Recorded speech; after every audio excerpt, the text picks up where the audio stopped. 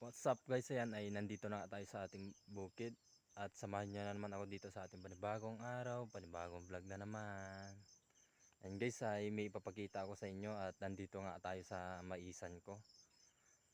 Nakakalungkot man na tignan pero okay lang yan at mapapakinabangan naman natin at bibigay natin sa ating mga baka. At ito pala yung nangyari sa maisan natin, may mga nalalanta at namamatay yan mga lods. Nakakalungkot man na tignan pero mapapakinabangan naman natin. Ayan mga lods, so yung nakikita nyong dilaw dyan ay yun yung mga namatay. Ayan, ang dami guys. Kukunin lang natin para maibigay na lang natin sa ating baka. Tignan nyo guys, hindi pa sana pwede to. Ayan, namatay na to at kukunin na lang natin para ibigay natin sa baka. Sayang oh. Ang liit pa ng bunga nito. Dati nang namatay kaya hindi na siya lumaki. Ang dami guys na namatay yan. Kinuha ko to kahapon. Kinuhanan ko to yan. Pinagtatanggal ko kahapon tong iba. Pero ayan ay marami pa. Sayang talaga yung mais natin. Malalaki pa sana yung bunga niya. Ayan. Tulad nito ay hindi siya namatay. Okay naman. Pero madami yung namatay dito sa maisan natin. Nasobrahan na ata guys sa basa sa ulan. Ayan, namatay guys. Sayang.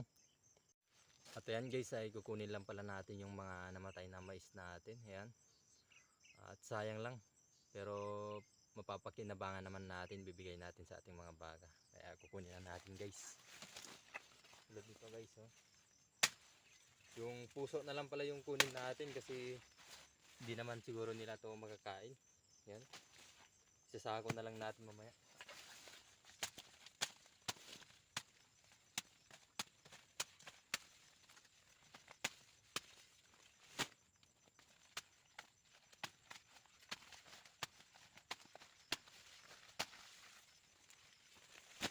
At ayan yung nangyari sa maisan natin mga lods. Ayan.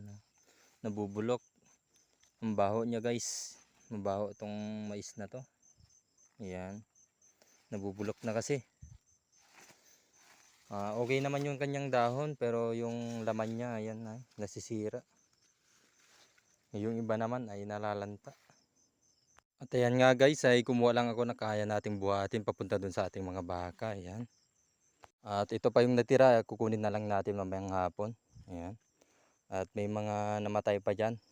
Kukunin na lang din natin mamayang hapon. Sayang pero okay lang, at least mapapakinabangan natin para sa ating mga baka. Yan guys ay papalapit na tayo sa ating mga baka. Malayo man yung pinagbuhatan natin, at least ay makakain yung baka natin. Yan. Yan na yung baka natin guys. At ayan na nga guys ay naibigay na rin natin yung pagkain niya. At least napakinabangan pa natin yung mais na nalanta at saka yung nabulok na mais. At pupunta naman tayo dun sa ating dalawang baka para bigyan din. Let's go. At ayan nga guys ay nandito na tayo sa ating mga baka. Ayan ay binigay na rin natin yung kanilang pagkain. Ayan, siguradong busog na naman sila. At maraming salamat na naman sa inyong panonood guys at sa inyong suporta. At hindi muna tayo pupunta dun sa ating kalabaw dahil nga ito muna yung ginawa natin, yung pagtatanggal ng mais. Kasi papasok pa tayo sa ating trabaho kaya hanggang dito na lang muna.